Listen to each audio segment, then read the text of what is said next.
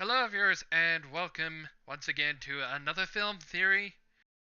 And this is your humble host of Josh24214. And last time we did this, we did a little anime that I durably love with My Hero Academia. And now he is just sent, and our good buddy MatPat is at it again by dismantling My Hero Academia once again. And before I begin, I would like to make a tiny correction on the last two actually on the last reaction.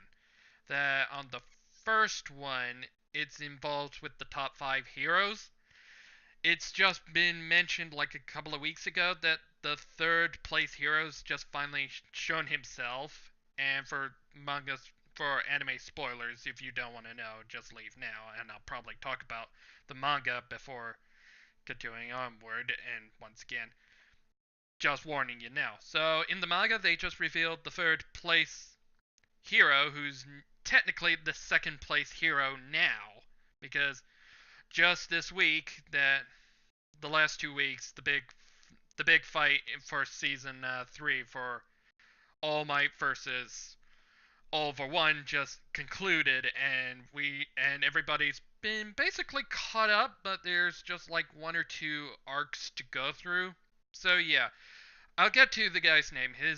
The third place hero is now second place at this moment. His name is Hawks, and in my opinion, I have some doubts about him, that he's not a very nice guy, but I mean, he did give me a bad first impression when he first showed up.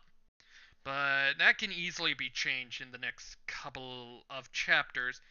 And just last week, something big happened during last week. But and and the second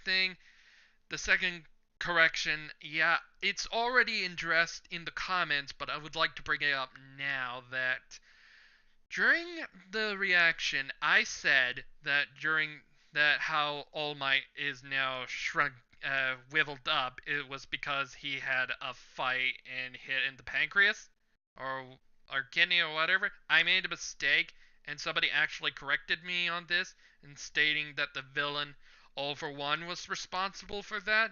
And I just would like to say, yeah, I do make one or two mistakes because I can't I sometimes you just forget certain things that happen when you're a little further on into the story. And yeah, I would like to call that a bit of a technical goof. So yeah, my bad on my part. But I just have one more question. After like this reaction, I would like to ask, that's been it's been in my head for quite some time, that if you guys want me to cover the manga like reviewing, reacting to the manga, I would happily start at the current arc that's happening right now, that is that people are dubbing the pro hero arc. And if you would like it, just let me know if I should go for it or I should just leave it alone. Well, and basically you just need to, if you for those who want to get caught up in the manga, there's people who talks about the characters, and I can't get into all the characters and all the all the crazy stuff that happens. So enough talk anyway, so let's get into film theories.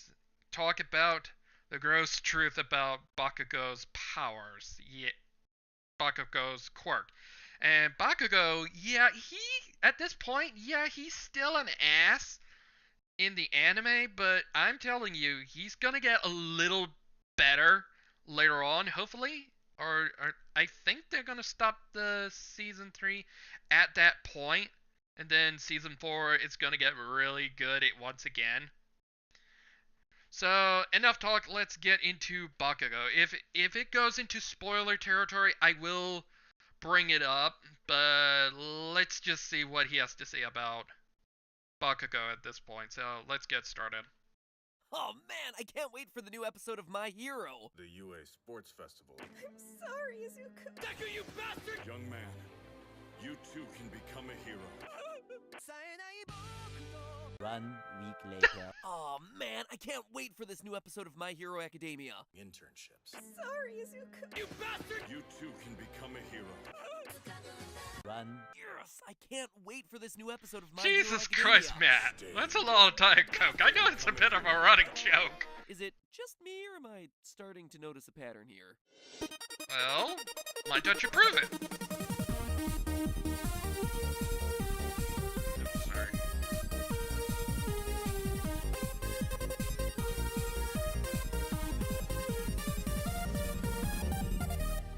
Hello, Internet!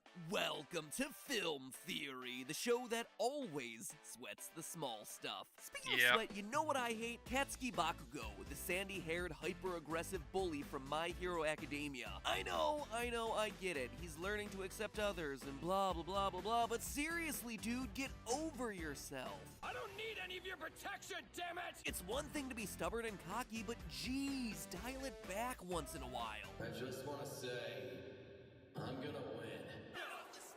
But even I have to admit that, despite his obnoxious personality, he has got himself one heck of a fascinating superpower. Yep. While quirks in the Hero Academia universe can range from godlike to totally useless, when Bakugo spun the wheel, he definitely landed closer to the godly end of the scale. If you don't know the show, let me tell ya, he's got himself the power to produce massive explosions. But the way that he activates that power, like Bakugo himself, is, less than pleasant. You see, Yeah. Bakugo's quirk isn't just making things magically explode. He's no Yoshikage Kira. Oh god, that stupid meme. Instead, Bakugo's explosions are a byproduct of his actual quirk, which is that he sweats nitroglycerin. Yep. Or to be more specific, a substance very similar to nitroglycerin which he can detonate at will. Since you're such a stalker, by now you probably know how my quirk explosion works. I secrete nitroglycerin like sweat from my hand to make it blow up. Essentially, the sweatier he gets, the bigger his explosions are. And over the course of the series, we've seen Bakugo make some pretty darn big Yeah. earth-shattering kaboom. Yeah, that's a lot of firepower. Yeah, basically, nitroglycerin, for those who's uneducated, yeah, it's an unstable chemical that even the slightest smack onto something will make it explode. Like, it's volatile. Usually it's in, like, TNT, and it's usually in, like, cotton or something. I can't really remember, or was it clay or something? I can't remember. I could be wrong, but I would like just saying, yeah, Bakugo does get a little full of himself, but I'm telling you that later on he does get a little nicer. It just takes a while. Even without his special grenade gloves that store up his, fluids to Yes. create bigger blasts. Just So don't of phrase course, it that all way. this raises the obvious question. How much would Bakugo have to sweat to create blasts as big and powerful as he does? Well, you ought to know by now that that's Oh, the exact God. sort of insane question that I answer on this channel. So roll on some Old Spice and make sure that you're wearing an undershirt. It's a gland problem. Since today we're literally working up a sweat to prove how hot under the collar this anime character gets. And spoiler alert, he's producing more sweat daily than the gaming room at your local anime convention. Damn! It's that bad. To begin, we're told that Bakugo's sweat is basically identical to nitroglycerin. Yes. And since science knows a lot about how much nitroglycerin expands when it explodes, by measuring a given explosion from the anime, we can work out pretty easily exactly how sweaty Bakugo would have to get to produce it. Now, one thing I'm not gonna do is look at what Bakugo can do in his hero costume, since those grenade gauntlets of his are designed to store his sweat over time, thus making their explosive power more based on how long he's been wearing them, as opposed to how much he's actually sweating. That said, the newest season of the anime has given us a great benchmark. In Season 3, Episode 3, we're given a quirk training montage where each character is trying to push Oh, their quirks God, to the yeah. limit in order to expand their powers. We're expressly told that Bakugo is Plunging his hands into boiling water to expand his sweat glands, then creating chain explosions to increase the scale of his banging attacks. so not only Oh, are these was there? visually Was it just a joke about phrase? Yeah. I kind of beat you there with the whole phrasing. Banging attacks phrasing. If you have ever seen Archer, it's a really good show, man.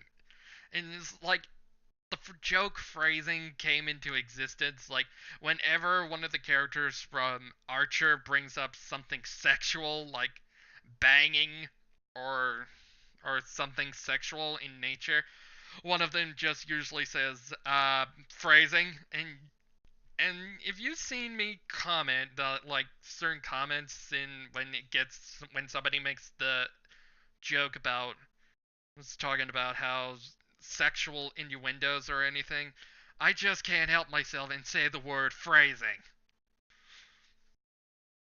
Uh, but still, yeah, Archer is goddamn hilarious. And we're only like, no, never mind. So, not Phrasing. only are these visually the largest fireballs that he produces in the series, we also know that Bakugo is intentionally pushing himself to his limits here to unleash his full strength, both in terms of explosion size as well as how fast he's making those explosions happen. At first, I thought I could just measure the blast using Bakugo himself as the measuring stick, since he's right there and we know that his cannon height is exactly 172 centimeters based on the character stat cards that pop up between commercial breaks. Yep. However, I wanted to be as precise as possible, which, when it comes to Bakugo, is a bit of an issue. He has that Super Saiyan perm thing going on that makes it hard to figure out how exactly his height's being measured, and he almost never stands up straight. Lucky for us though, Bakugo is not the only measuring stick that we have at our disposal here. He's standing next to an oil drum, the exact same kind of oil drum that his fellow classmate Todoroki is using for his training. And with his good posture and flat haircut, this icy hot honor student makes for a much better measuring stick. We know that from heel to head, Todoroki stands at 176 centimeters tall. That means, using his height in this manga profile picture as a baseline, we can determine his pupillary distance, or the distance between the centers of the pupils of his eyes, a measurement that's often taken by optometrists during eye appointments. For On glasses, average, male right? pupillary distances are between 5.3 centimeters and 7.7 centimeters, and Todoroki's pupils are exactly 7.62 centimeters apart, so it falls right in that range. This measurement can then be translated over to the training montage to measure the barrel from side to side in this shot, which gives us a barrel diameter of 79.88 centimeters. Finally, we can apply those barrel measurements to the one standing next to Bakugo to measure the diameter of the fireball. And here's where we run into one other snag. You see, we're never actually shown the full scale of the fireball that Bakugo creates, despite it being a distant shot that we can clearly tell goes above the tree line. So we're just gonna have to settle for measuring the part of the fireball that we can actually see in this flat-on shot. But trust me, even that is more than enough. If we cut a chunk off the fireball starting at the widest point before it goes past the edge of the screen, we get a dome that's 2,545 centimeters across by 716 centimeters tall. Plugging those numbers into this formula, which measures the volumes of spherical caps, gives us a total volume of 2,428.2 cubic meters, or 2,428,207 liters of exploding gas. That certainly sounds like a lot, but to truly understand what that means, let's dig a little deeper. Doing a little research, we know that when it explodes, nitroglycerin expands to a little over 1,200 times the volume of its original liquid form. So all we have to do is divide the volume of the explosion by 1,200 to see just how much sweat Bakugo would need to produce it, leaving us with a final grand total of a whopping 2,023.5 liters of sweat. To put that in perspective, an average human produces between 0.8 and 1.4 liters of sweat during an hour of exercise. Or for a fairer point of comparison, since Bakugo's using hot water to open up his sweat glands, an average person produces just 1 liter of sweat after 15 minutes in a steam room. Bakugo is sweating at least 2,000 times that amount in the 5 seconds between explosions in this scene. And remember, that's just part of the fireball. The whole thing is 3 to 4 times the size of what we can actually measure, which means that Bakugo is probably producing closer closer to 6,000 liters of sweat in 5 seconds Oh from my just God. the palms of his hands. That's about 150 times the total volume of liquid contained in the average human body. And Oh if my a real God. person were truly sweating that much He'd be liquid, they'd dead. shrivel up and die like a prune in a fraction of a second. But let's just ignore that problem for a moment and assume Yeah. that Bakugo's quirk somehow compensates for this rapid fluid loss by other means, the same way it prevents his explosions from blowing his hands off. I mean, after all, this is a universe where a guy's whole body can be made out of teleporting mist, or a guy's face can be made out of flame, or a guy can have teeth that turn into magically Oh, long yeah. blades. So who's to Oh, say yeah, I what gotta get is to and that. isn't possible with these darn quirks? Assuming that he wouldn't die from it in terms of liters per second, Bakugo is sweating over 1,000,000 times faster than the average human being. Let that sink in for a minute. He is sweating 1,000,000 times faster than you. If you were to stand with that barrel in an Olympic swimming pool, he would be able to fill the entire thing with his sweat in 34 minutes and 43 seconds. Every 30 minutes, he's sweating the amount of an Olympic swimming pool. Ugh, gross. Hey, sweating is the act of a healthy body. Of course, Bakugo isn't going to spend all day in sauna conditions, but even at regular temperatures, he'd be sweating buckets on a daily basis. Literally sweating buckets. On an average day, a regular person will produce between 500 and 700 milliliters of sweat. At 1,000,000 times that rate, Bakugo would be sweating between 5 and 700,000 liters every single day. Which, let's be honest, would probably mean he'd need to drink a little bit more than 8 glasses of water per day to stay hydrated. And it would definitely mean that I wouldn't want to sit anywhere near him in class or on a bus. Clearly, Bakugo is going in the completely wrong direction when he chose his hero name. King Explosion Murder. Oh, I'm gonna say God. that one's a little too violent. Nah, forget all that. With palms as sweaty as yours, buddy, you're better off calling yourself the Swamp Thing. But hey, that's just a theory. A film theory. And cut. Wow, that is a lot of sweat. I am not gonna talk about that. That is nuts. I mean, wow, they didn't bring up much of the spoilers. So yeah, this is pretty much a short episode, but still, I mean, God, that is a lot. Let's just say, yeah, he could do that, and it's comics. It doesn't have to make complete sense, but still, there's a certain word called extension of disbelief. So yeah, this is just basically about his quirk being just has to bring a lot of sweat. Well, that's a little disappointment. And still, like, it's only getting to. But it's okay if I just not bring up what happens just recently. So yeah, or what happens later on. So I'm good there. So I don't have to spoil that much. So,